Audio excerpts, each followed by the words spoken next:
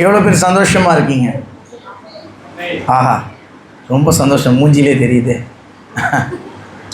Okay, சந்தோஷமாக இருக்கிறவங்க சத்தமாக ஒரு அலையிலேயே சொல்லுங்கள் பார்க்கலாம். வேதாகமத்தில் நிறைய புக்கு எழுதினவர் யாருன்னா யார்? அப்போஸ்தலனாகிய பவுல். எவ்வளோ எழுதினார் தெரியுமா? 17 நினைக்கிறீங்க. வேற யாராவது சொல்லுங்க சும்மா. யாரு? 14. ஓகே, அஃபிஷியலாக 13. எபிரேயரை எழுதுனதும் பவுல்னு சொல்லுவாங்க. பவுலினுடைய நடையிலே இருக்குது, அதனால் அதையும் சேர்த்தா 14. அக்கா நீங்கள் கரெக்டு தான். ஆனால் 13 தான் எபிரேயர் பொதுவான நிருபம் அப்படின்னு சொல்லுவாங்க. சரி, ஓகே. அந்த அப்போஸ்தலனாகிய பவுல் ஜெயிலில் இருந்து, எங்கே? சிறைச்சாலையில்னா இப்போ இருக்கிற மாதிரி சிக்கன்லாம் போடுற சிறைச்சாலை இல்லை, டஞ்சன். அந்த சிறைச்சாலையில் இருக்கும்போது பிலிப்பியர் 3ஆம் அதிகாரம் 1 வசனத்தில் எழுதுகிறாரு, கர்த்தருக்குள் சந்தோஷப்படுங்கள். என்ன சொல்கிறாரு? கர்த்தருக்குள் சந்தோஷப்படுங்கள். எழுதினவைகளையே நான் திரும்ப எழுதுவது எனக்கு வருத்தம் அல்ல அப்படின்னு சொல்கிறார். நான் திருப்பி சந்தோஷமாக இருன்னு சொல்கிறேன்னு எனக்கு வருத்தம் இல்லை, உங்களுக்கு அது பிரயோஜனமாக இருக்கும் அப்படின்னு சொல்கிறார். அதே பிலிப்பியர் 4ஆம் அதிகாரம் 4ஆம் வசனத்தில் சொல்கிறார். நமக்கு எல்லாருக்கும் தெரிஞ்ச வசனம். என்ன வசனம்? கர்த்தருக்குள் சந்தோஷமாக இருங்கள் என்று மறுபடியும் சொல்லுகிறார். மறுபடியும் அவர் சொல்கிறாரு, கர்த்தருக்குள் சந்தோஷமாக இருங்கள். ஆமாம், சர்ச்சுக்கு வந்துட்டோம் இல்லை? கர்த்தர் மேல் வச்சுட்டிங்களா? இல்லை எந்து அப்படின்னு சொல்லிட்டு தலையிலே வச்சுன்னுக்கிறீங்களா? இல்லை, வேதம் சொல்லுகிறது என்கிட்ட கொடுத்துருப்பா அப்படின்னு சொல்கிறாரு. வருத்தப்பட்டு பாரம் சுமக்கிறவர்களே வா, நான் உனக்கு இளைப்பாறுதல் தரேன், என்கிட்ட கொடுத்துட்டு போயிடு அப்படின்னு சொல்கிறாரு. ஆனால் நம்ம இன்னும் என்னோட பாரம் நான் தரமாட்டேன், என்னோட கவலை நான் தான் சுமப்பேன், இல்லை காணிக்க கூட போட்டு போயிடுவேன், ஆனால் என் கவலை என் கஷ்டம் அதெல்லாம் என்கிட்ட வச்சுட்டு போன்னு சொல்கிறாரு. சங்கீதம் 55:22 வேதம் தீர்க்கமாக சொல்லுகிறது, கர்த்தர் மேல் அவர் உன்னை ஆதரிப்பார், அவர் நீதிமானை ஒருபோதும் தள்ளாட ஓட்டார். வேதம் சொல்லுகிறது, நான் உன்னை தள்ளாட ஓட்டேன், உன் கால்கள் இடராதபடிக்கு தூதர்கள் உன்னை ஏந்தி கொண்டு போவார்கள். வேத வாக்கு தத்தங்கள் எல்லாம் ஆம் என்றும் ஆமேன் என்றும் இருக்கிறது. அதனால் மறுபடியும் சொல்லுவோமா? எவ்வளோ பேர் சந்தோஷமாக இருக்கீங்க? சத்தமாக ஒரு அலையிலையா சொல்லுங்கள் பார்க்கலாம். ஓகே, கண்களை மூடி ஜெபிப்போம். எங்களை அதிகமாக நேசிக்கிற நல்ல பிதாவே, எங்களோடு நீர் பேசும். அன்றைக்கு சாமுவேலிடம் நீர் பேசினீர். பிரத்யட்சமான தரிசனம் இல்லை, கர்த்தருடைய வார்த்தை அபூர்வமாக இருந்தது. அந்த நிலையில் அந்த சின்ன பையன் சாமுவேலோடு நீர் பேசினீர், காரியங்களை வெளிப்படுத்தி கொடுத்தீர். எங்களோடு நீர் பேசும் கர்த்தாவே, சொல்லும் அடியேன் கேட்கிறோம். மீட்பர் இயேசுவின் நாமத்தில் பிதாவே, ஆமென். எடுத்தவர்கள் வாசிக்கலாம். நீதிமொழிகள், நியாயாதிபதிகள் 7ஆம் அதிகாரம் 15-18 வரைக்கும் வாசிங்க பார்க்கலாம். நியாயாதிபதிகள் 7ஆம் அதிகாரம் 15-18.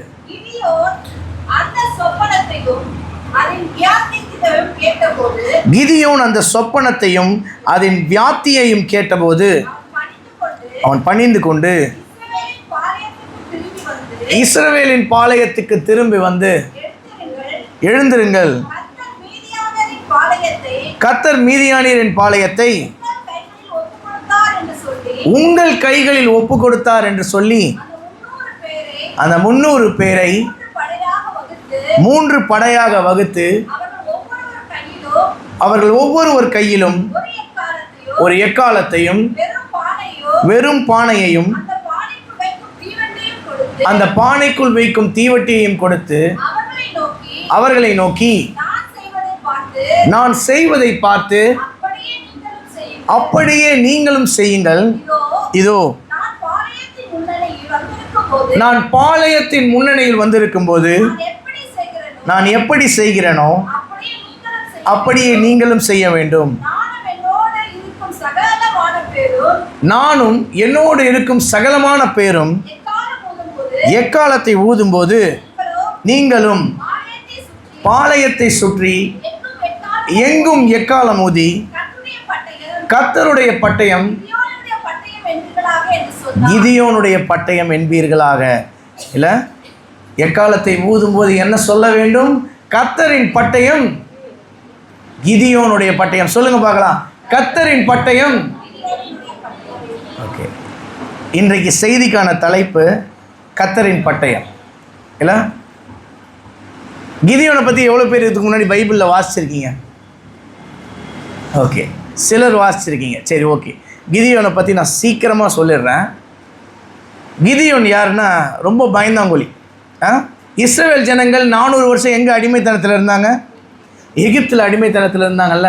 அங்கேருந்து வெளியே வந்ததுக்கப்புறம் மோசே அழைத்து கொண்டு வந்தார். மோசே மரித்ததுக்கப்புறம் யோசுவா வழி நடத்தி இஸ்ரவேல் ஜனங்களுடைய 12 கோத்திரங்களுக்கும் இடத்தெல்லாம் பிரித்து கொடுத்தார். கானானுக்குள்ளே பிரவேசிச்சிட்டாங்க. தேவன் பாலும் தேனும் ஓடுகிற கானானை கொடுத்துட்டாங்க. ரொம்ப ஆசீர்வதிக்கப்பட்ட ஜனமாக இருந்தாங்க. கட்டாத வீடு, நடாத திராட்சை தோட்டம், ஒலிவ மரம், நீரூற்றுகள், ரொம்ப சூப்பராக ஸ்மூத்தாக போச்சு. ஆனால் கொஞ்ச நாளில் இஸ்ரவேல் ஜனங்கள் என்ன பண்ணாங்க? தேவனை மறந்தார்கள், அந்நிய தேவனை நாடி பின்பற்றினார்கள். இஸ்ரவேல் ஜனங்களை மற்ற ஜனங்கள்கிட்ட தேவன் விற்று போட்டார், தேவன் கொடுத்து விட்டார். அதில் ஒருத்தவங்க தான் யார்? மீதியானியர்கள். ஒவ்வொருத்தர் இஸ்ரவேல் ஜனங்களை ஒடுக்கும் போது இஸ்ரவேல் ஜனங்கள் ஒவ்வொரு முறை தேவனை நோக்கி விண்ணப்பம் பண்ணுவாங்க. நம்மளுக்கு ஏதோ பிரச்சனை வந்தால் தான் நம்ம தேவனை தேடுறோம்ல, அப்படியா? சிலர் அப்படி இருக்கிறாங்க. சரி, கர்த்தருக்கு ஸ்தோத்திரம். இல்லை, இஸ்ரவேல் ஜனங்கள், மற்ற ஜனங்கள் இஸ்ரவேல் ஜனங்களை அடிமைத்தனப்படுத்தும் போது இஸ்ரவேல் ஜனங்கள் தேவனை நோக்கி முறையிடுவார்கள். அப்பொழுது ராஜாக்களுக்கு முன்பாக சில நியாயாதிபதிகளை தேவன் ஏற்படுத்தினார். முதலாவது நியாயாதிபதி ஓத்னியேல், அடுத்து ஏகு, அடுத்து சம்கார், அப்படி சொல்லிக்கிட்டே போகலாம். தெபோரால், இல்லை, லபித்தோத்தின் மனைவி தெபோரால். அந்த வரிசையில் வந்தவர் தான் யார்? கிதியோன். இந்த கிதியோனை குறித்து தான் நாம் பார்க்க போகிறோம். இஸ்ரவேல் ஜனங்கள மேலே மீதியானருடைய கை எப்படி இருந்ததுன்னா எடுத்து வாசிங்க. அதே நியாயாதிபதிகள் 6ஆம் அதிகாரம் 2ஆம் வசனத்தில் பாருங்களேன். மீதியானியரின் கை எப்படி? பலத்து கொண்டபடியால்னா என்ன அர்த்தம்? அந்த ஓங்கி இருக்கு. அந்த அளவுக்கு மீதியானியருடைய கை இஸ்ரவேலை அவ்வளோ ஒடுக்கி இருக்கு. இன்னும் 4வது வசனம் வாசிங்க பார்க்கலாம். அதே அதிகாரத்தில்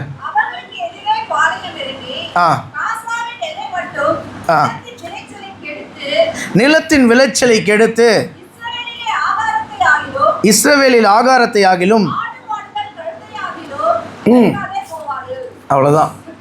எது இவங்க விதைத்தாலும் விளைச்சலை காண விடாமல் பண்ணுகிறது தான் யார்? இந்த மீதியானியர்கள். எல்லாத்தையும் எடுத்துகிட்டு போயிடுவாங்க. இந்த கிதியோன் என்ன தெரியுமா பண்ணார்? ஒரு திராட்சை ஆலைக்குள்ளே போயிட்டு மீதியானியருக்கு பயந்து கோதுமையை எங்கே போரடிப்பாங்க? ஒன்று வயல்வெளியிலே போரடிப்பாங்க, இல்லை களத்தில். இவர் எங்கே தெரியுமா போரடிக்கிறாரு? திராட்சை ஆலை. திராட்சை ஆலை எவ்வளோ பேர் பார்த்துருக்கீங்க? இஸ்ரவேலில் திராட்சை ஆலை எப்படி இருக்கும்னா, இந்த சபை அளவு எடுத்துக்கோங்களேன், மேலே இருக்க ரூஃப் மாத்திரம் இருக்காது. அது ஒரு தொட்டி மாதிரி இருக்கும். தொட்டி பார்த்துருக்கீங்க? தண்ணி தொட்டி, தரையில் இருக்கிற தண்ணி தொட்டி. அதுக்குள்ளே போய் திராட்சை பழங்கள் எல்லாம் போட்டு காலை நல்லா கழுவிட்டு உள்ளே இறங்குவாங்க. உள்ளே இறங்கி என்ன பண்ணுவாங்க? மிதிப்பாங்க. வீட்டுக்கு வந்துடுவாங்க. மறுபடியும் அடுத்த நாள் மறுபடியும் நல்ல காலை கழுவி சுத்தம் பண்ணிட்டு உள்ளே போயிட்டு அப்படி மிதித்து ஃபைன் டியூன் பண்ணி வர்றது தான் என்னது? அந்த ஒயின். இல்லை, அதுக்கு தான் திராட்சை ஆலை பயன்படும். ஆனால் இந்த கிதியோன் பயந்து போய், யாருக்கு? மீதியானியரின் கைக்கு பயந்து போய் திராட்சை ஆலைக்குள்ளாக போயிட்டு என்ன பண்ணிட்டுருக்காரு? இப்போ கோதுமையை சீக்கிரமாக போரடிச்சிட்ருக்காரு. அப்போ சடுதியாக ஒரு ஒளி வருகிறது. கர்த்தருடைய தூதனானவர் வராரு. வாசியுங்கள், நியாயாதிபதிகள் 6ஆம் அதிகாரம் 11ஆம் வசனத்திலிருந்து வாசிங்க பார்க்கலாம். துரிதமாக வாசிங்க. அதற்கு பின்பு கர்த்தருடைய தூதனானவர் வந்து அபியேஸ்ரியனான யோவாசின் ஊராகிய ஒப்ராவில் இருக்கிற கர்த்தருடைய தூதன் ஒரு கர்வாலி மரத்தின் கீழே உட்கார்ந்தார். வாசிங்க.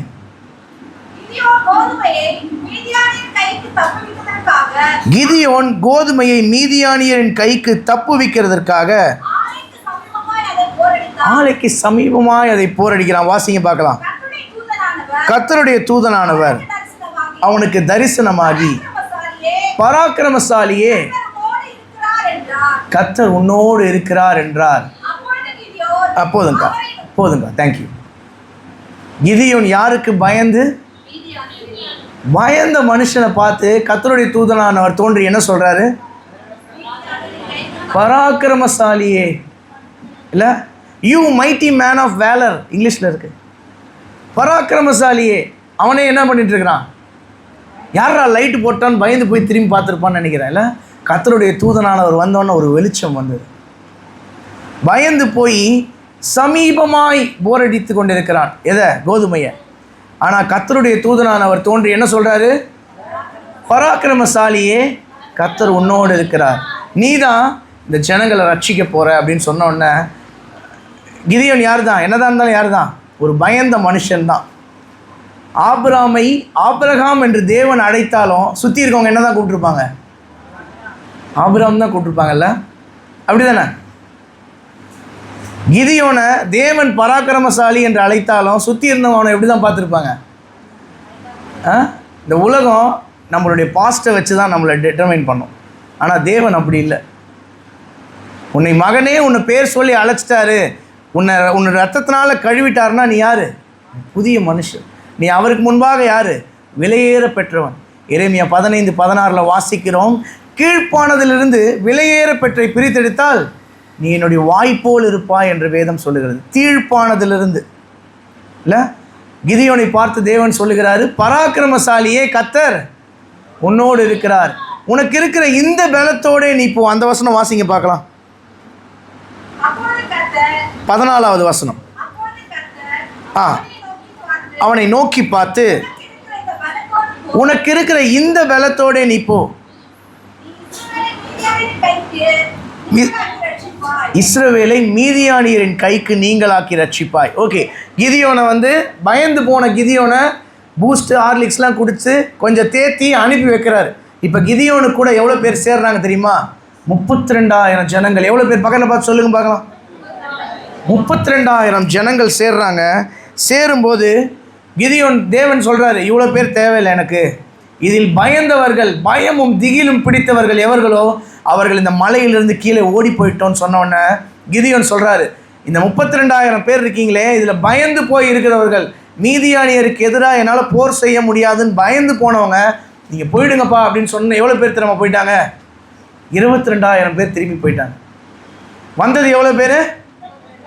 32,000 பேர். எவ்வளோ பேர் திரும்பி போயிட்டாங்க? இப்போ எவ்வளோ பேர் மீதி இருக்காங்க? 10,000 பேர் மீதி இருக்கிறாங்க. ஒரு இடத்துல போயிட்டு ஒரு ஆற்றின் அருகே போயிட்டு தண்ணீர் குடிக்க சொல்கிறார் தேவன். கையால் மொண்டு குடித்தவங்க எவ்வளோ பேர்? புரியலம்மா? 300. நக்கி குடித்தவர்கள் எவ்வளோ பேர்? 9,700 பேர். அந்த 9,700 பேரை மறுபடியும் ஃபில்டர் பண்ணிடுறாரு. இப்போ எவ்வளோ பேர் தான் கிதியோன் கூட இருக்கிறது? எவ்வளோ பேர்? ஃபஸ்ட்டு வந்தது எவ்வளோ பேர்? இப்போ எவ்வளோ பேர் இருக்காங்க? இந்த 300 பேர் தைரியசாலிகள். இந்த 300 பேரை கொண்டு நான் உன்னை ரட்சிக்க போகிறேன் அப்படின்னு சொல்கிறார். தொடக்கத்தில் நம்ம ஒரு வசனம் வாசித்தோம் பார்த்தீங்களா? சொப்பனத்தையும் அதன் வியாத்தியையும் கிதியோன் அறிந்து கொண்ட போது உங்கள் கைகளை திடப்படுத்தி கொள்ளுங்கள்னு சொல்கிறார்.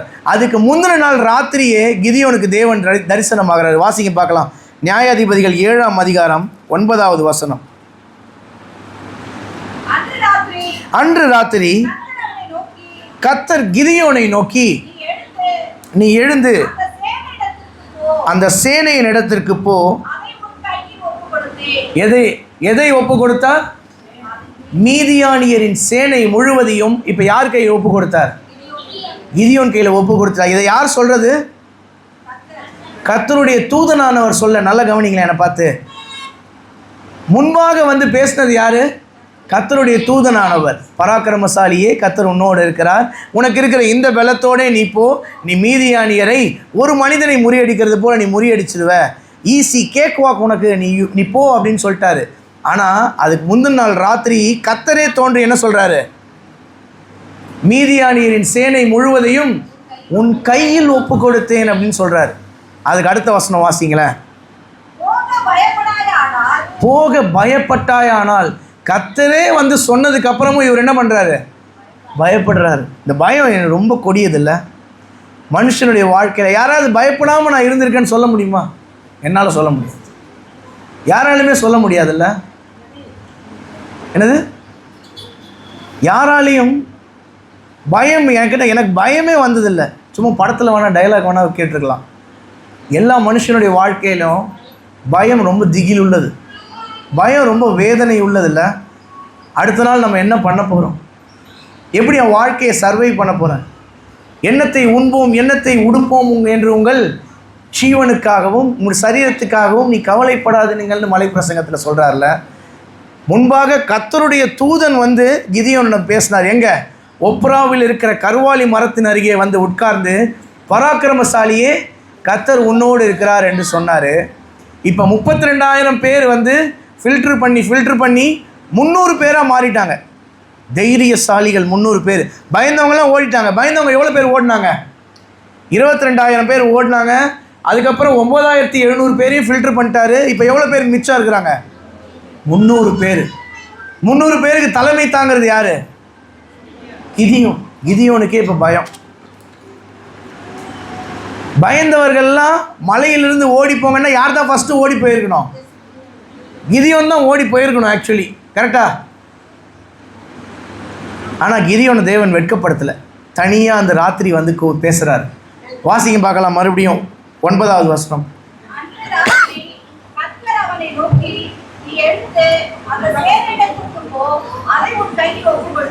10வது வசனம் வாசிங்க பார்க்கலாம்.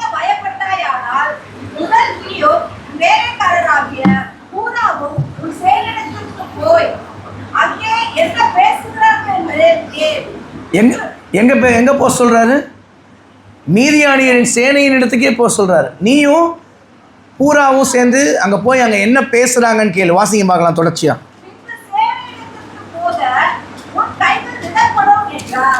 அப்படியே அவனும் அவன் வேலைக்காரராகிய பூராவும் சேனையின் முன்னணியிலே ஜாமம் காக்கிறவர்களின் இடம் மட்டும் போனார்கள்.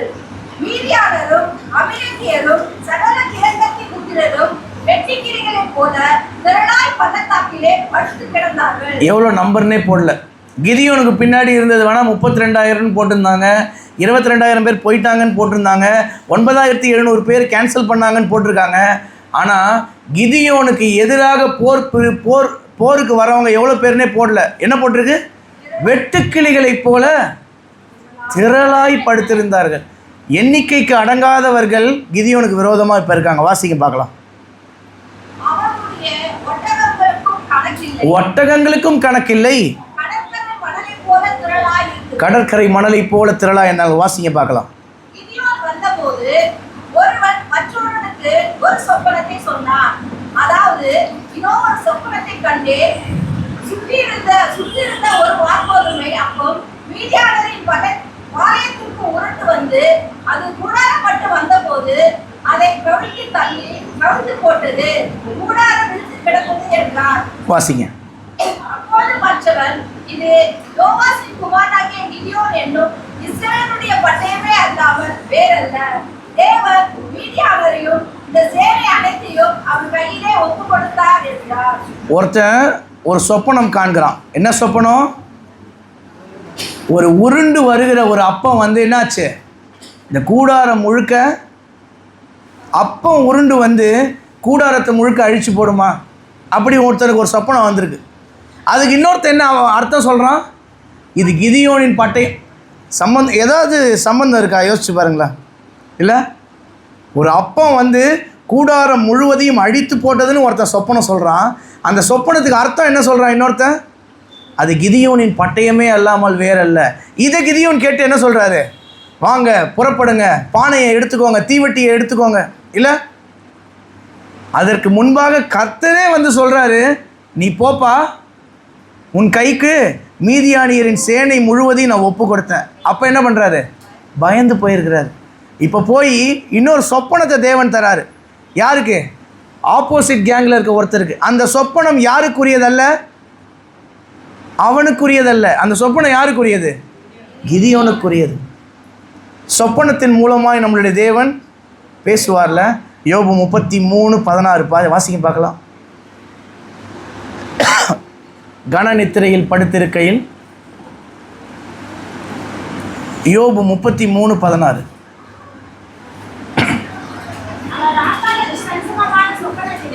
ராக்காலத்து தரிசனமான சொப்பனத்திலே மனுஷனுடைய செவிக்கு தாம் செய்யும் காரியத்தை வெளிப்படுத்தி. இல்லை போதுங்க, ரொம்ப நன்றிக்கா. ராக்காலத்து சொப்பனங்களில் தேவன் தாம் செய்யும் காரியத்தை வெளிப்படுத்துவார். யார் யாருக்கெல்லாம் வெளிப்படுத்தியிருக்கிறாரு? ஆதியாகமம் 20வது அதிகாரத்தில் அபிமெலேக்குக்கு வெளிப்படுத்துகிறார். நீ செத்தடா, நீ தொட்ட, நீ செத்த. ஆபிரகாம் மனைவி சாராளை நீ தொட்ட, நீ செத்தாய். அவன் ஒரு தீர்க்கதரிசி. எங்க சொப்பனத்தில் சொல்கிறார். சாலமோனுக்கு ஞானத்தை கொடுத்தது எப்போது? சொப்பனத்தில். பார்வோனுக்கு 7 வருஷம் செழிப்பு 7 வருஷம் பஞ்சம் என்று 2 சொப்பனங்களை தந்தார்ல. நேபுகாத் நேச்சாருக்கு ஒரு பெரிய கல், கையால் பெயர்க்கப்படாத ஒரு பெரிய கல் உருண்டு வந்து அந்த சிலையின் பாதங்களை நொறுக்கி போட்டதுன்னு அவர் ஒரு சொப்பனம் காண்றார்ல. எல்லா சொப்பனத்தையும் யார் தான் தருது? தேவன். நிறைய சொப்பனம் நம்மளுக்கு காலைல ஏஞ்சிக்கும் போது மறந்துடும். எங்கேயோ ஓடிட்டு இருந்தேன், முடிவே இல்லை, ஓடிக்கிட்டே இருக்கிறேன், மேலேருந்து கீழே உழுறேன், விழுந்துக்கிட்டே இருக்கிறேன், கீழேயே போக மாட்டேறேன். அப்படி தான் சில பேருக்கு சொப்பனம் வரும். நான் கேட்டிருக்கேன். சில பேர் சொப்பனத்தில் பாம்பு வரும், அதையே நினச்சிட்டு படுத்திருப்பாங்க, வேற ஒன்றும் இல்லை. இங்கே ஒரு சொப்பனம் வருகிறது. யாருக்கு வருகிறது? மீதியானியருடைய சேனையில் இருக்கிறவனுக்கு வருது. ஆனால் அந்த சொப்பனம் யாருக்குரியதல்ல? அவனுக்குரியதல்ல. யாருக்குரியது? கிதியோனுக்குரியது. தேவன் கிதியோனுக்கிட்டே ஸ்ட்ரைட்டாக சொல்லிட்டார். முன்பாவது கர்த்தருடைய தூதனானவர் வந்தார். ஒப்ராவில் இருக்கிற கர்வாலி மரத்தினருகே வந்து, பராக்கிரமசாலியை, யூ மைட்டி மேன் ஆஃப் வேலர், கர்த்தர் உன்னோடு இருக்கிறார், உனக்கு இருக்கிற இந்த பலத்தோடு நீ போன்னு சொன்னார். நம்பவே இல்லை. நீரே ஆனால் ஒரு சின்ன ஒரு தோலை போட்டு இது மேலே மட்டும் பனி பெய்யணும், அப்போ தான் நம்புவேன். அதே மாதிரியே பண்ணார். அடுத்த நாள் நான் தான்னா இந்த தோலில் மட்டும் பனி பெய்யக்கூடாது, சுற்றி பனி பெய்யணும், எல்லாத்தையுமே செஞ்சு கொடுத்தாரு. யார்? கர்த்தருடைய தூதன். அதுக்கப்புறமும் அவர் பயம் போன மாதிரி தெரியல.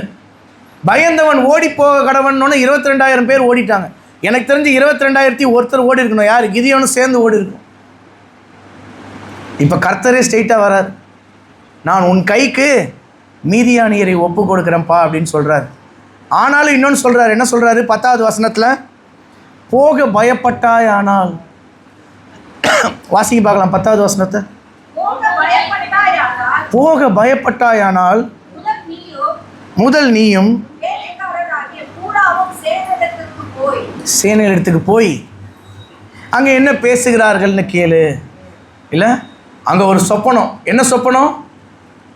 ஒரு அப்பம், வார்கோதுமை அப்பம், சுட்டிருந்த வார்கோதுமை அப்பம். அப்பம் எப்படி இருந்தால் தான் சாப்பிட தோணும்? ஃப்ரெஷ்ஷாக சூடாக இருந்தால் தான் ஃப்ளஃபியாக இருக்கும். கொஞ்சம் காஞ்சு போயிட்டா பறக்கும் தட்டாக மாறிடும்ல. சில பேர் வீட்டில் சப்பாத்தி சாப்பிட்ருக்கிறேன் நான். தட்டுக்கு மேலே சப்பாத்தி வச்சு தருவாங்க. மேலே இருக்கிறது தட்டா கீழே இருக்கிறது தட்டானே தெரியாது. இல்லை, அப்பம் எப்படி தான் இருக்கணும்? எங்கள் அம்மா வேறு சொல்லுவாங்க, என் ஒய்ஃபு காலையில் ஏன் சொன்னேன், அப்பம் பால் அந்த கடையில் போய் வாங்கிட்டு வரீங்களா அப்படின்னு. சூடா ஆப்பம்மா, கர்த்தருக்கு ஸ்தோத்திரம். இல்லை, அந்த அப்பம் என்னப்பட்ட அப்பம்? வார்கோதுமை அப்பம். என்ன பண்ணுது? அந்த சொப்பனத்தில் அந்த வார்கோதுமை அப்பம் என்ன பண்ணுது? வாசிக்க பார்க்கலாம். சுட்டிருந்த ஒரு வார்கோதுமை அப்பம். 13வது வசனம். எப்படி வந்தது? உருண்டு வந்ததுன்னா எப்படி உருண்டு வந்திருக்கும்? சும்மா கற்பனை பண்ணுங்களேன். எப்படி உருண்டு வந்திருக்கும்? மேலேருந்து தானே கீழே உருண்டு வந்திருக்கும். கீழேருந்து மேலே உருண்டு போயிருக்குமா பாளையத்துக்கு? பாளையம்னா என்ன? எவ்வளோ பேருக்கு தெரியும்? 2 மலைக்கு நடுவுக்குள்ளே இருக்கிறது தான் வேலி. அந்த வேலியில் சமபூமியாக இருக்கும் பார்த்தீங்களா, அதுதான் பாளையம். புரியுதா? தாவீதும் கோலியாத்தும் சண்டை போட்ட இடம் எது? ஒரு பாளையத்தில், ஒரு வேலியில். இல்லை, அப்போ எங்கேருந்து உருண்டு வந்திருக்கும்? மேலேருந்து கீழே உருண்டு வந்திருக்கும். கீழேருந்து மேலே உருண்டு போகுமா? நம்ம தான் தள்ளின்னு போகணும். இல்லை, வானத்திலிருந்து கீழே இறங்கி வந்த அப்பம் யார்? இயேசு கிறிஸ்து. இப்படி தான் நம்ம வேதத்தை கம்பேர் பண்ணி வாசிக்கணும். இல்லை,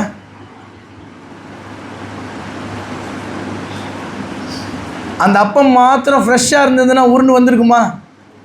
காஞ்சு போயிருக்கு. சில பேர் சொல்லி கேள்விப்பட்டிருக்கேன், தேவன் என்னை ரொம்ப காய விடுறாரு பிரதர், தேவன் என்னை ரொம்ப காய விடுறாரு. எங்கே காய விடுறாரு தெரில, இல்லை ரொம்ப காய விடுறாரு, என் வாழ்க்கையில் எதிர்பார்த்ததே நடக்கலை. உன்னை காய விடுறது நீ ஒரு அந்த வறட்டியான ஒரு கடினமான அப்பமாக மாறணும். அப்போ தான் நீ உருண்டு போய் யாரை நொறுக்குவ? உனக்கு எதிராக எழும்பி இருக்கிற மீதியானவருடைய கூடாரத்தை நொறுக்குவ. சில நேரத்தில் நம்ம வாழ்க்கையில் தேவன் நம்மளை காய்ந்து போக அனுமதிக்கிறார். எதற்காக? உன்னை ஷார்பன் பண்ணுறாரு. அதுக்கப்புறம் கிதியோனுக்கு சம தைரியம் வந்துருச்சு பாருங்களேன். கர்த்தருடைய பட்டயம் கிதியோனுடைய பட்டயம்னு போய் சொல்லுங்கப்பா. ஏன்? வானத்திலிருந்து கீழிறங்க வந்த அப்பத்தை நான் பார்த்தேன். ஆப்போசிட்டில் இருக்கிறவனுக்கு தேவன் ஒரு சொப்பனத்தை கொடுத்துட்டார். ஏன்பா அதுக்கு முன்னாடி கர்த்தரே உங்ககிட்ட வந்து பேசினாரேப்பா. அப்பா அவனுக்கு பயம் போல. மோசேயை தேவன் அனுப்புகிறாரு, நீ போப்பா, நான் உன்னை அனுப்புகிறேன்ப்பா. உங்கள் பேர் என்னன்னு கேட்டால் நான் என்ன சொல்கிறது? இருக்கிறவராகவே இருக்கிறேன். தட்டயம் இருக்கிறவராகவே இருக்கிறேன், நீ போப்பா. என்னை யாரும் நம்ப மாட்டாங்க. உன் கையில் இருக்கிறது என்ன? கோல், அதை கீழே போடு. பாம்பாக மாறிச்சு. அதோட வாழைப்பிடி மறுபடியும் கோலாக மாறிச்சு. நான் உனக்கு அடையாளத்தை தரேன், போப்பா. நான் திக்குவாயி மந்தனாவும், நான் பேசுகிறத யார் கேட்பா? வேறு யாராகிலும் நீ அனுப்புமேனோன்னு தேவனுக்கே கோபம் வந்துடுச்சு. எடுத்து வாசிங்களேன். யாத்திராகமம் 3ஆம் அதிகாரமா? யாத்திராகமம் 3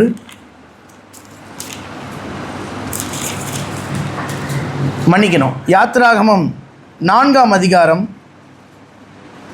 11வது வசனத்திலிருந்து வாசிங்க பார்க்கலாம். 10வது வசனத்திலிருந்து வாசிங்க. மன்னிக்கணும், 4:10. அப்பொழுது மோசே கர்த்தரை நோக்கி, ஆண்டவரே,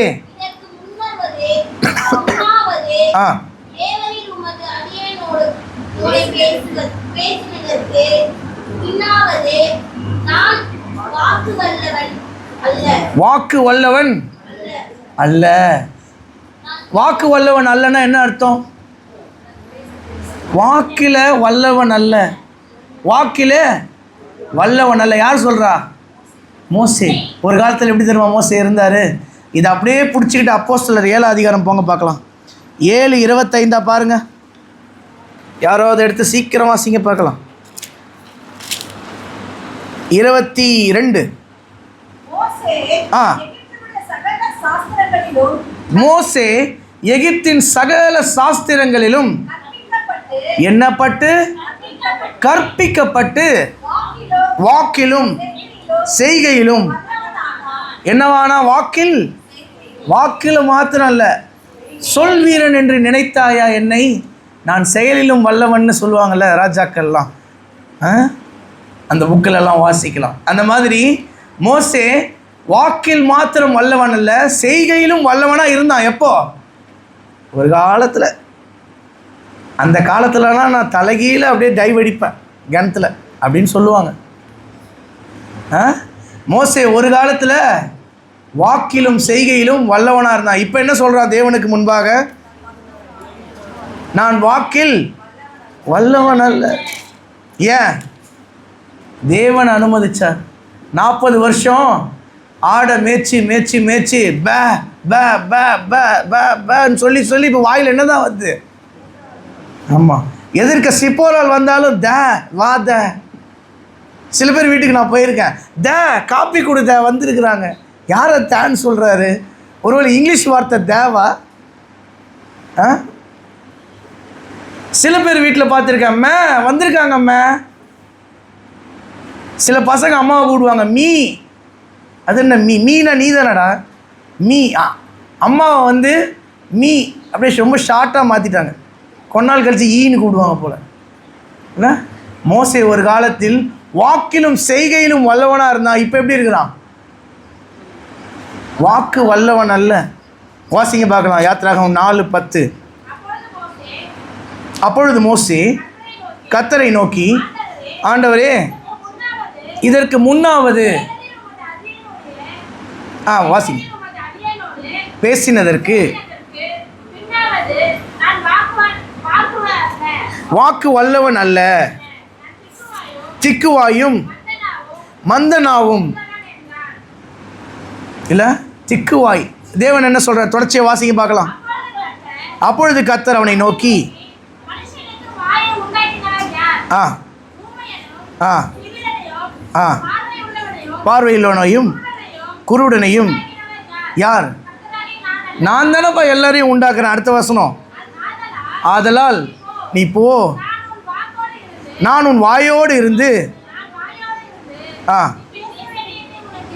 ஆ எவ்வளோ பொறுமையாக சொல்கிறாரு பாருங்களேன். கர்த்தர் பொறுமையாக இருந்தது. இன்னொரு இதுக்கு முன்னாடி ஒரு சம்பவத்தில் பார்த்துருக்கேன்.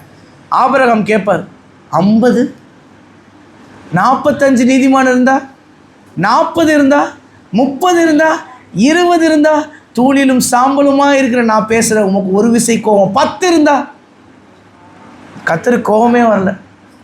ஆபிரகாம் தான் நினச்சிட்டு இருக்கிறார் கோபம் வந்துட போகுதுன்னு. இங்கே மோசே உண்மையிலே கோபம் உண்டாக்கிட்டார்.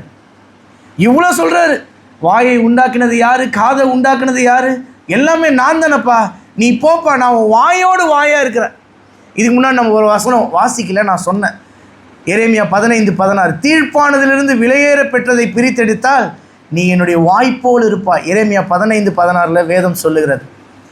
இப்போ தேவனே மோசேட்ட சொல்கிறாரு, நான் வாயாக இருக்கிறேன், நீ போய் பெப்பேன்னு பண்ணு, நான் பின்னாடிலேருந்து என்ன பண்ணுறேன், லிப்சிங் பண்ணுறேன், நீ போப்பான்றாரு. அப்போ மோசே என்ன சொல்கிறாரு பாருங்களேன். அடுத்த வசனம் வாசிங்களா, 13. அதற்கு அவன், ஆண்டவரே, நீர் அனுப்ப சித்தமாக இருக்கிற யாரையாகிலும் அனுப்பும். இல்லை அவ்வளோ சொல்லியும் மோசே, வேற யாரையும் அனுப்புங்கப்பா, நான் லாய்க்கே இல்லாதவன், நான் பேக்கு, நான் மக்கு, நான் ஜோக்கரு. தேவன் என்ன சொல்கிறார்? அடுத்த வசனம் வாசிங்க பார்க்கலாம். அப்பொழுது கர்த்தர் மோசேயின் மேல் கோபம் உண்டவராகி, லேவியனாகி ஆரோன் உன் சகோதரன் அல்லவா, அவன் நன்றாய் பேசுகிறவன், அவன் உன்னை சந்திக்க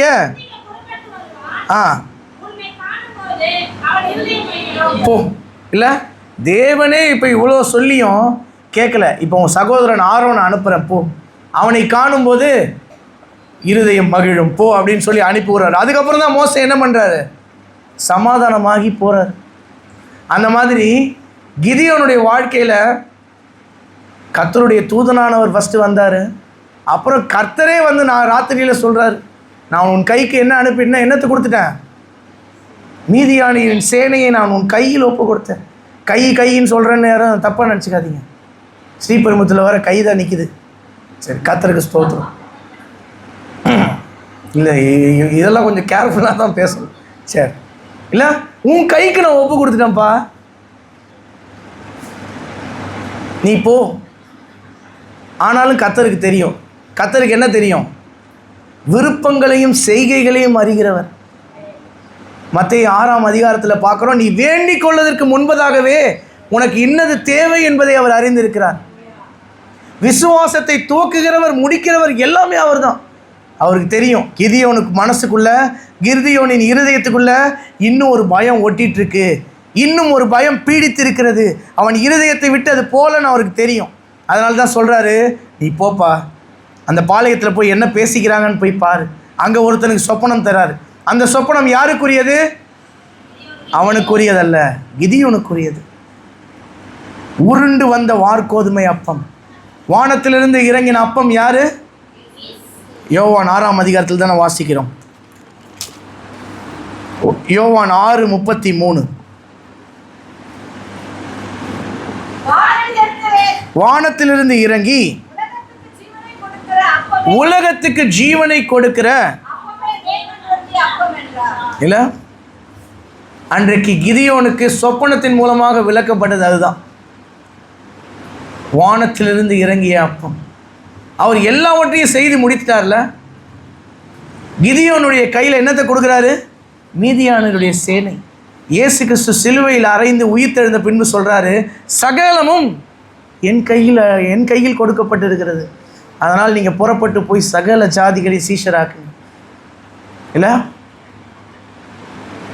எல்லாமே அவர் கையில் இருக்குது. இதை விட பயந்தவர் ஒருத்தர் இருக்கார் பழைய ஏற்பாட்டில். யார் தெரியுமா? யாருக்காச்சும் தெரியுமா? யாக்கோப் அண்ணனை ஏமாத்தினாரு, ஆசீர்வாதத்தை வாங்கிட்டு பயந்து ஓடிட்டாரு. 20 வருஷம் கழித்து வராது. அவங்க மாமாட்ட போயிட்டு அடிமை மாதிரி இருந்தாராங்க. 10 முறை சம்பளத்தை மாற்றினார். வெயிலில் நான் வேலை செஞ்சேன், வெயிலிலும் குளிரிலும் நான் கஷ்டப்பட்டேன்னு அவரே சொல்கிறார். 20 வருஷம் கழிச்சு மறுபடியும் வராரு. மறுபடியும் வரும்போது சரியான பயம். ஏசா கிட்ட என்ன பண்ணுறதுன்னு தெரில. அவருக்கு 2 மனைவிகள். யார் யார்? லேயாள், ராகேல். இல்லை, லேயாள் கூச்சப்பார்வை, ராகேலோ சௌந்தரியம் உள்ளவள். ராகேல் தான் அவருக்கு ரொம்ப பிடிக்கும். அதை தவிர இன்னொரு 2 வேலைக்காரிங்க மறுமனையாட்டிகள் இருந்தார்கள், பில்கால், சில்பால்னு. யாக்கோபு எவ்வளோ உஷார் தெரியுமா? ஏசா அட்டாக் பண்ணாலும் ஃபஸ்ட்டு யாரை அட்டாக் பண்ணிட்டோம்? இந்த மறுமனையாட்டிகள் அவங்க பிள்ளைகளை அட்டாக் பண்ணோன்னு அவங்கள ஃபஸ்ட்டு அனுப்பிச்சி விட்டார் பலிகடாவா. அதுக்கடுத்து லேயாள், கடைசியாக கூட யாரை வச்சுக்கிட்டாரு? ரேச்சல் தான் அவருக்கு அவ்வளோ பிடிக்கும் போல் யாக்கோபுக்கு. அதுக்கு முந்தின நாள் ராத்திரி அவ்வளோ பயந்தாங்கொழி. அதுக்கு முந்தின நாள் ராத்திரி தேவனோடு போராடுறாரு. என்னது? பெனியல்ல தேவனோடு போராடுறாரு. என்னை ஆசீர்வதித்தால் ஒழிய நான் உன்னை போக விடேன் அப்படின்னு தேவனோடு போராடுறாரு. தேவனை போராடி மேற்கொண்டார்னே பைபிளில் இருக்குது. தேவனை யாராச்சும் போராடி மேற்கொள்ள முடியுமா? நான் யோசிக்கிறேன், அப்பா ஒரு குழந்தை அப்பாவை அடித்தா என்ன பண்ணும்? அண்ணன் குழந்தைய வச்சுருக்கிறாரு, குழந்தை அப்பாவை அடித்தா என்ன பண்ணுவீங்கன்னா? சிரிச்சுக்கிட்டே வாங்கிப்பீங்களா? முகத்திலே காலால் எட்டி வச்சாலும் என்ன பண்ணுவீங்க? சிரிச்சுக்கிட்டே வாங்கிப்பீங்க. நான் இன்ஸ்டாகிராமில் ஒரு வீடியோ பார்த்தேன். ஒரு சின்ன பையன் அவங்க அப்பாவை அடிக்கிறான். அவங்க அப்பா 3 பெல்ட் ஏசின்னு பின்னாடி போய் கொள்கிறாரு. அந்த பையனுக்கு ஒரே குஷி. ஏன்? அப்பாவே அடிச்சு நாக் அவுட் பண்ணிட்டேன். உண்மை அதுவா? பையனுக்கு சந்தோஷத்தை கொடுக்கணும்னு அப்பா பெல்ட் அடிக்கிறார். அந்த மாதிரி யாக்கோபு தேவனை போராடி மேற்கொண்டான்.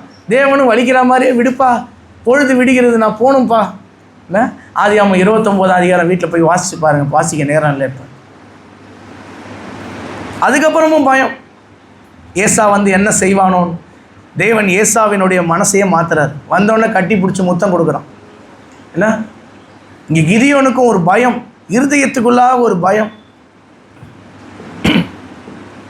இயேசுவோடு இருந்தவர்கள் தான் சீஷர்கள். ஆனால் இயேசு மரித்த பின்பு என்ன பண்ணிட்டாங்க? வீடை பூட்டிக்கிட்டு உள்ளே போய் பயந்து உட்காந்துருக்காங்க. யூதர்களுக்கு பயந்ததினால் கதவுகள் பூட்டப்பட்டிருக்கையில் இயேசு அவர்களுக்கு நடுவாக உங்களுக்கு சமாதானம்.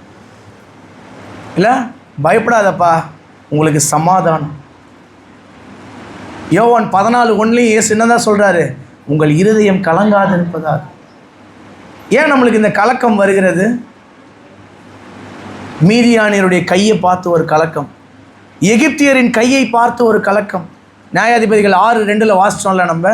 மீதியானியருடைய கை பலத்து போனபடியால் அதை எதுவுமே பண்ண முடியாதுன்னு ஒரு கலக்கம். 9வது வசனத்தில் வாசிக்கிறோம், எகிப்தியரின் கை, வாசிங்கா, எகிப்தியர் கை என்றும். பார்த்தீங்களா? எகிப்தியருடைய கை. எகிப்தியருடைய கை என்ன கை? எகிப்தினுடைய வாட்சியங்கள், எகிப்தினுடைய அடிமைத்தனம் என்னது? இஸ்ரவேலை ஒடுக்கிறது தான், விடுதலையை தரக்கூடாதுன்றது தான். ஒடுக்கினவர்களுடைய கை. அதெல்லாம் பார்த்து பார்த்து பார்த்து பார்த்து பயந்து போய், இதெல்லாம் எதுவுமே பண்ண முடியாது, என் வாழ்க்கையில் இது மாறவே மாறாது. தேவன் சொல்கிறாரு, உன் கையில் நான் இப்போ அவங்கள தரேன். அதுதான் சொல்கிறார்ல, அன்று ராத்திரி சொல்கிறாரு, அவர்களை மாத்திரமல்ல அந்த சேனை முழுவதையும் நான் உன் கையில் தரேன். இல்லை, ஓரேபையும் சேபையும் கிதியோன் முறியடித்தான். முறியடித்து விடாய்த்து போயிருந்த நிலைமையிலும் சேபாவையும் சல்முனாவையும் போய் விரட்டி சென்று பிடித்தான். கேட்குறாங்க, நீ விடாய்த்து போயிட்டியே, சேபாவையும் சல்முனாவையும் உன்னால் பிடிச்சிட முடியுமான்னு கிண்டல் பண்ணுறாங்க. சேபாவையும் சல்முனாவையும் விடாய்த்து போயிருந்த நிலைமையிலும் கிதியோன் போய் விரட்டி பிடித்து அவர்களை கொன்று போட்டு பின்னாடி கிண்டல் பண்ண 37 பேரை கொன்று போடுறான். அடுத்தடுத்த அதிகாரங்களை நியாயாதிபதிகள் 8ஆம் அதிகாரத்தில் வாசிச்சு பாருங்க. ஓரேபை பிடித்து ஓரேப் கண்மலையில் அந்த ராஜாவை கொன்று போடுகிறான். சேபை பிடித்து சேப் என்னும், நியாயாதிபதிகள் 7ஆம் அதிகாரம் கடைசி வசனம் வாசிங்க பார்க்கலாம்.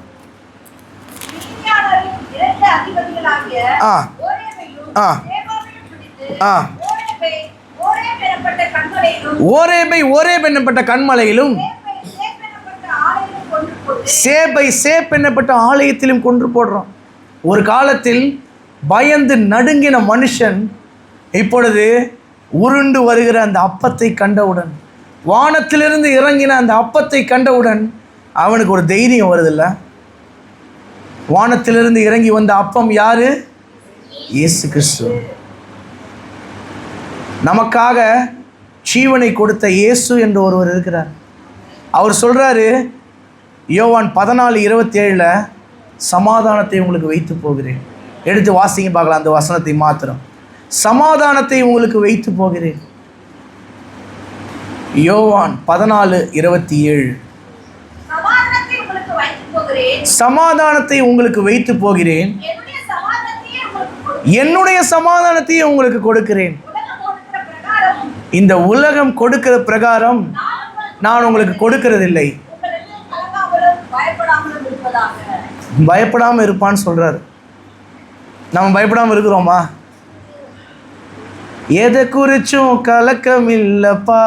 பாட்டு நல்லா பாடுவோம், ஃபாதர் பாட்டு. எல்லாவற்றிற்காகவும் மன்றாடுவேன். இல்லை, பாட்டு நல்லா கைத்தட்டி பாடுறோம், ஆனால் உள்ளே இருக்கிற பயம் உள்ளேயே தான் இருக்குது. பாட்டு பாடும்போது மட்டும் படுத்து தூங்க வச்சிடுறோம்.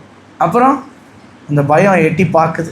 அடுத்து என்ன பண்ணலாம், எங்கே போகலாம், யாரை கேட்கலாம், எங்கே கடன் வாங்கலாம், எங்கே இன்ட்ரெஸ்ட் கம்மி, வட்டி கம்மி. தேவன் சொல்கிறாரு, பயப்படாத, உன் கையில் நான் மீதியானியரின் சேனை முழுவதையுமே ஒப்பு கொடுக்கிறேன். உனக்காக வானத்தில் இறங்கின அப்பம் ஒன்று இருக்கிறது. உன்னுடைய பாவத்தை எல்லாம் அவர் ஏற்றுக்கொண்டுட்டார்.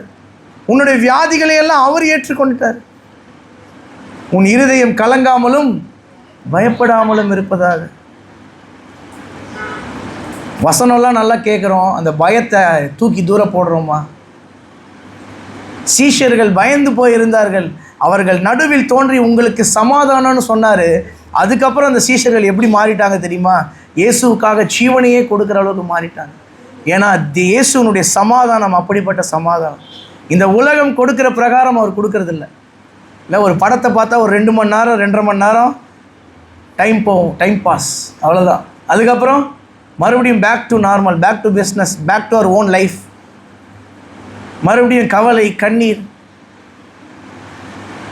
தேவன் சொல்கிறாரு, நான் உன் கையில் அவங்களை ஒப்பு கொடுக்குறேன். பராக்கிரமசாலியேன்னு சொல்கிறாரு. இந்த உலகம் நம்மளை எப்படி வேணால் பார்க்கலாம், நீ தோற்று போனவன்னு பார்க்கலாம். கிதியோன் யார்? பயந்தவன். கிதியோனுக்கு இன்னொரு பேர் இருக்குது, எருபாகால். ஏன் தெரியுமா? நைட்டோட நைட்டாக போயிட்டு சிலையை உடைச்சிட்டார். ஏன் பகலில் போய் உடைக்கலாம்ல, அவ்வளோ பயம். நியாயாதிபதிகள் 6ஆம் அதிகாரம் அப்புறம் போய் வாசித்து பாருங்க நீங்கள். இல்லை, அவ்வளோ பயம்.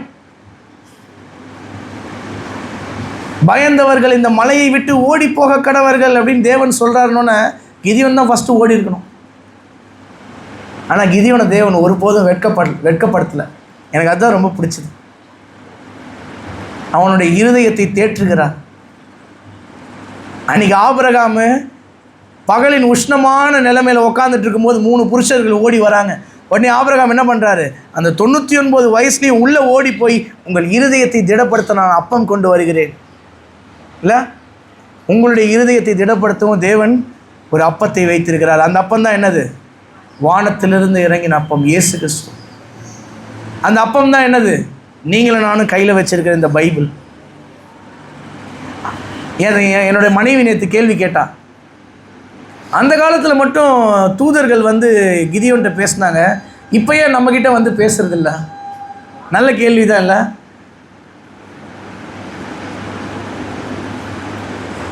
அந்த காலத்தில் என்ன இல்லை? வேதம் இல்லை. கர்த்தருடைய வார்த்தை அபூர்வமாக இருந்தது. பிரத்யட்சணமான தரிசனம் இல்லை. அந்த காலத்தில் தான் தேவன் கிதியோனை பார்த்து பேசினார். எனக்கு ஒரே ஒரு பதில் சொல்லுங்களேன். இயேசுவோடு இருந்தவர்கள், இயேசுவை முகமுகமாய் பார்த்தவர்கள் எதை கேட்டிருப்பார்கள்? இயேசு சொன்ன வார்த்தையை கேட்டிருப்பாங்க. அப்படி தானே? கேட்கிறதற்கு காதுள்ளவன் கேட்க கடவன். இயேசு ஒவ்வொரு ஓமையிலையும் சொல்கிறார்ல. இயேசுவோடு நெருங்கி இருந்தவர்கள், இயேசுவை பார்த்தவர்கள், இயேசு சொன்னதை கேட்டிருப்பார்கள்.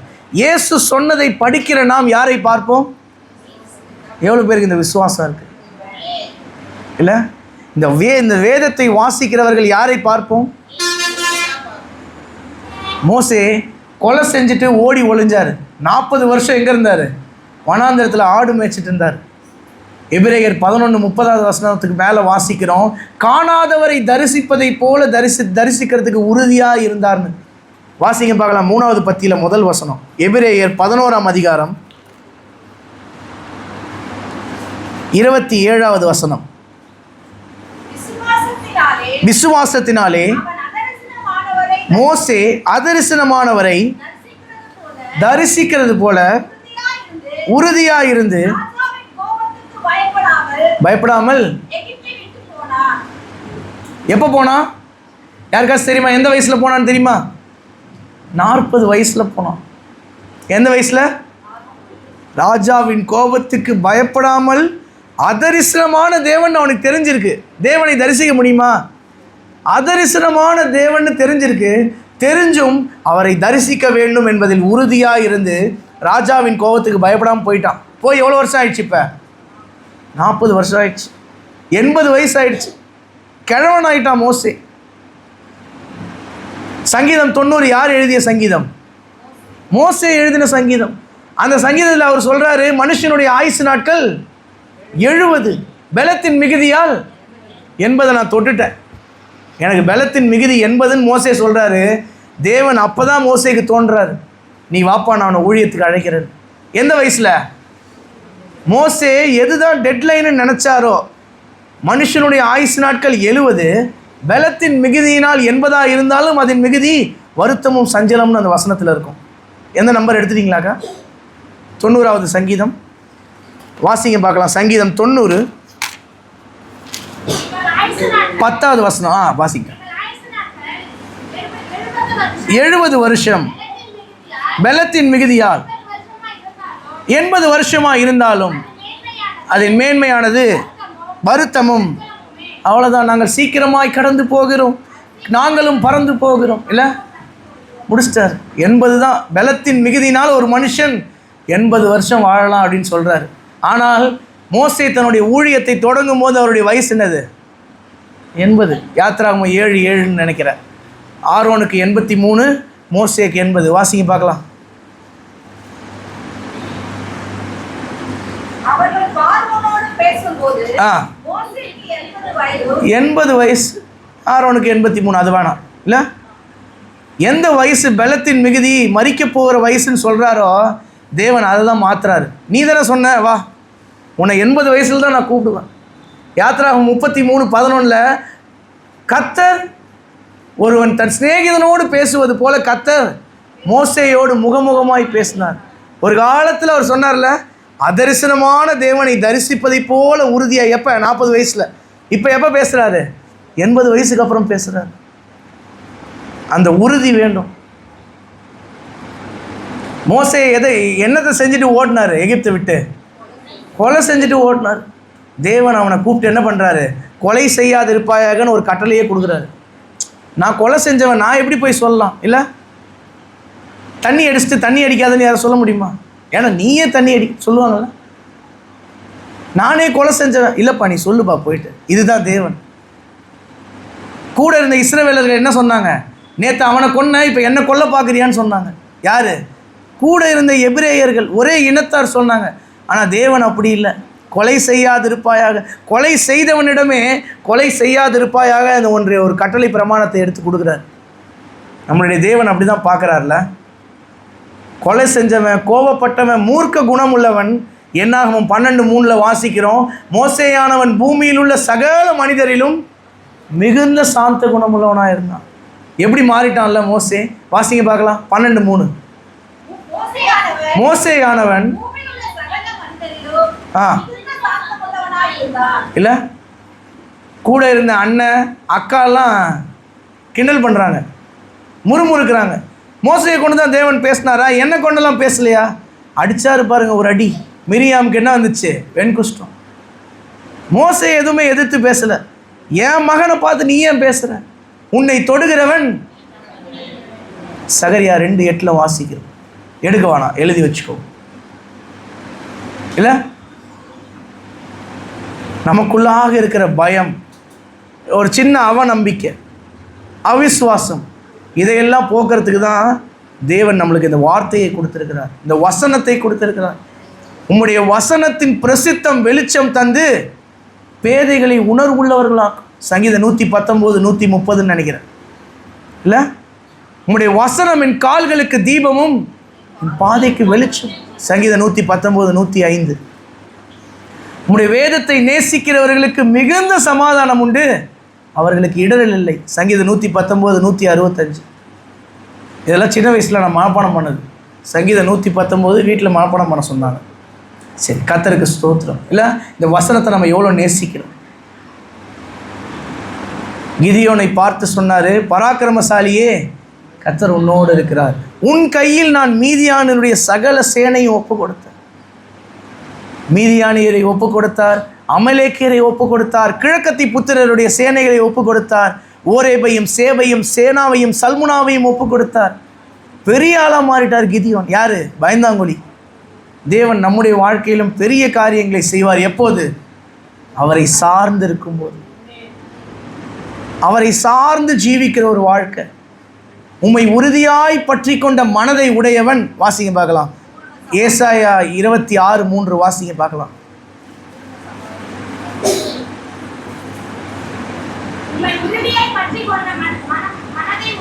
உம்மை உறுதியாய் பற்றி கொண்ட மனதை உடையவன் எவனோ அவன் உம்மை நம்பி இருக்கிறபடியால் யாரை பூரண சமாதானத்தோடு காத்துக்கொள்வார்? கர்த்தரை உறுதியாய் பற்றி கொண்ட மனதை உடையவன். கர்த்தரை உறுதியாய் பற்றி கொண்ட மனதை உடையவன். இல்லை, நம்ம அவரை உறுதியாக பிடிச்சிருக்கோமா? இல்லை ஞாயிற்றுக்கிழமை சர்ச்சுக்கு மாத்திரம் பிடிச்சிக்கிறோமா? இல்லை, செருப்பு அவுத்துட்டு உள்ளே வரா மாதிரி, வெளியே போகும்போது செருப்பு போட்டு போகிற மாதிரி, சண்டே மாத்திரம் கிறிஸ்டியன் அப்படியா? சில பேரை பார்த்துருக்கேன், பைபிள் ஞாயிற்றுக்கிழமை காலில் தான் செல்ஃப்லேருந்து எடுப்பாங்க. நல்ல தூசி தட்டி, தூசி தும்பட்டெல்லாம் தட்டி, உஃப்னு ஒரு ஊதி சட்டையில் தொடச்சிக்கிட்டு. இல்லை, சில பேர் பைபிள் பார்த்துருக்கேன், பாதி கிழிஞ்சு கந்தல் கோலமாக அழுதுன்னு இருக்கும். சில பேர் பைபிள் புதுசாகவே இருக்கும். ஏன்? படித்தா தானே. இல்லை, வேதத்தை வாசிக்க வாசிக்க பைபிள் கிழிய கிழிய வேதம் பழசாகும். யார் புதுசாவா? நம்மளுடைய மனது புதுசாகும், நம்மளுடைய இருதயம் புதுசாகும். இந்த வேதத்தை வாசிப்போம். உம்மை உறுதியாய் பற்றி கொண்ட மனதை உடையவன் உம்மை நம்பி இருக்கிறபடியால் பூரண சமாதானத்தோடு. இந்த வார்த்தையெல்லாம் நீங்கள் கவனிக்கணும். பூரண சமாதானம். இல்லை, ஒரு பூரண சமாதானம். ஏசாயா 48:18 நினைக்கிறேன். அப்படி சமாதானம் கடற்கரை மணலை போல இருக்கும். என் கற்பனைகளை வாசிங்க பார்க்கலாம் அந்த வசனத்தை. என் கற்பனைகளை கவனி. கற்பனைனா என்னது? வசனம். கற்பனைகளை நீ கவனித்தாயானால் நலமா இருக்கும், அப்பொழுது உன் சமாதானம் நதியை போல. சமுத்திரத்தின் அலைகள் என்னைக்காச்சும் நின்று இருக்கா? இல்லை, ஒரு படமே வந்திருக்கு, அலைகள் ஓய்வதில்லை. இல்லை, அதுதான் உங்களை அந்த மாதிரி உங்களுடைய நீதியை மாற்றுவார். உங்களுடைய சமாதானம் நதியை போல. நதி ஒரு சின்ன ஊற்றுலேருந்து தொடங்கும். காவேரி நதி எங்கே தொடங்குது? குடகு மலையில் தொடங்குது. ஒரு சின்ன ஊற்று.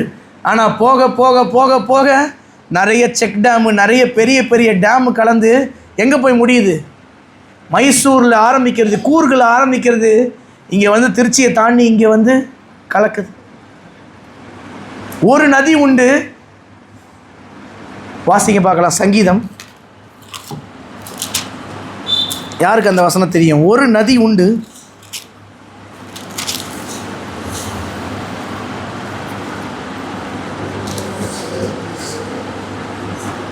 ஓகே.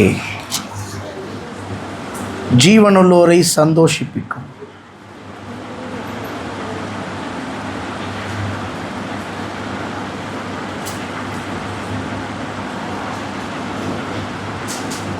சங்கீதம் 36:8.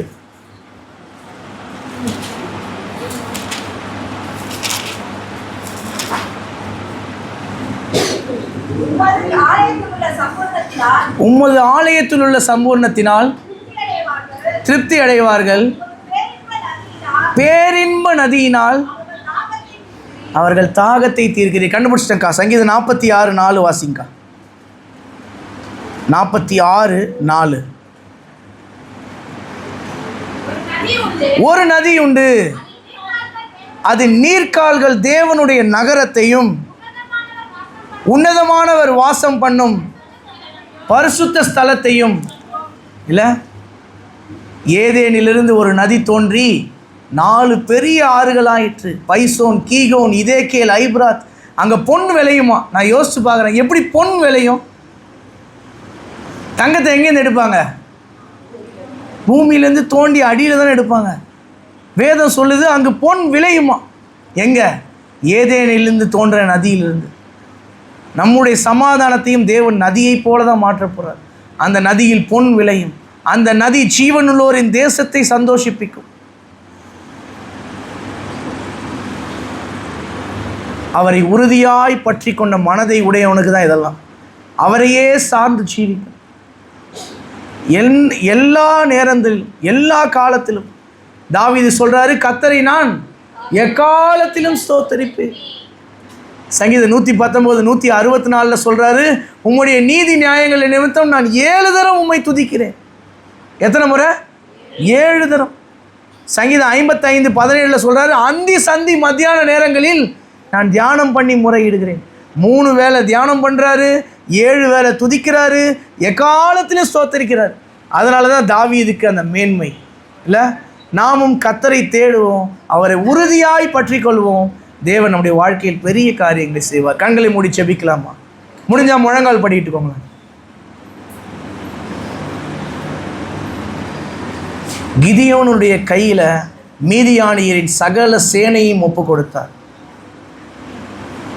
உங்களுடைய வாழ்க்கையிலும் உங்களுடைய கையில் தேவன் அதெல்லாம் மாற்ற போகிறார். உங்கள் கை பலத்தவைகளாக மாற்ற போகிறார்.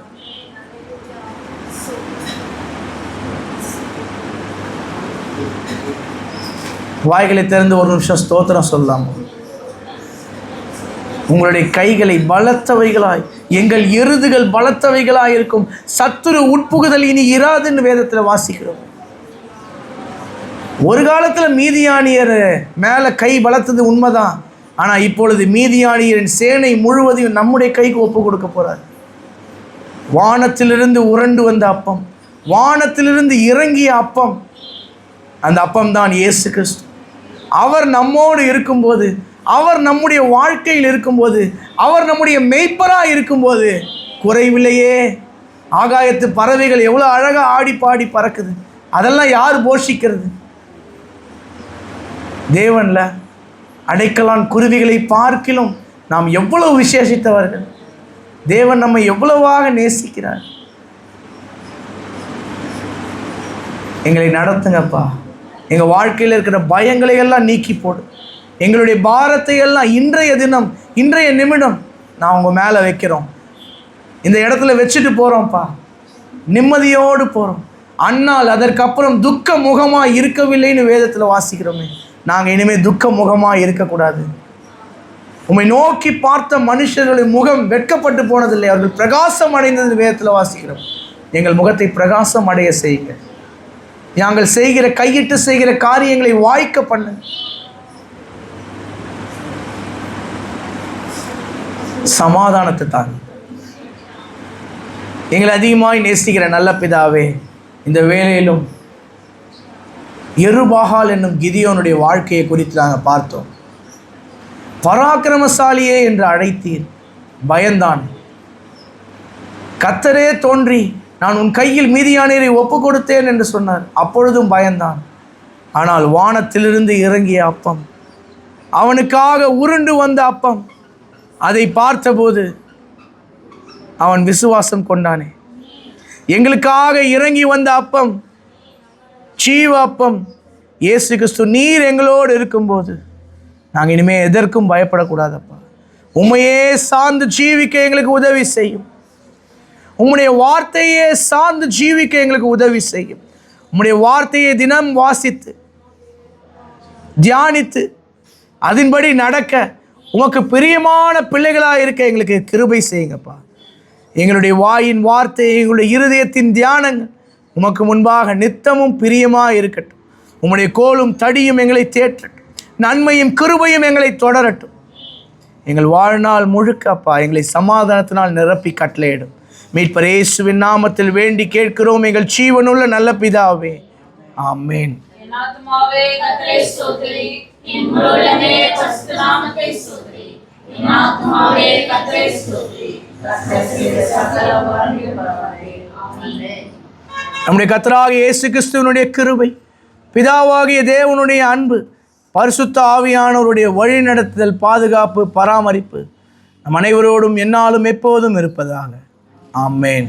இயேசு கிறிஸ்து மாறாதவரே,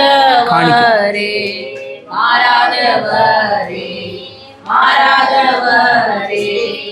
ஆமென். இயேசு கிறிஸ்து மாறாதவரே, நித்திய நித்தியமாய்.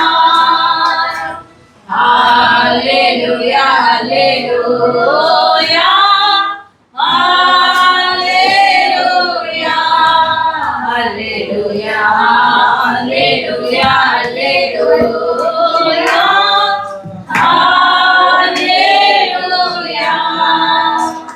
ஹல்லேலூயா, ஹல்லேலூயா. ஜெபம் செய்து கொள்ளுங்கள், ஜெபம் செய்து கொள்ளுங்கள். உங்களுக்காக ஆயத்தமா இருக்கிறது பெற்றுக்கொண்டு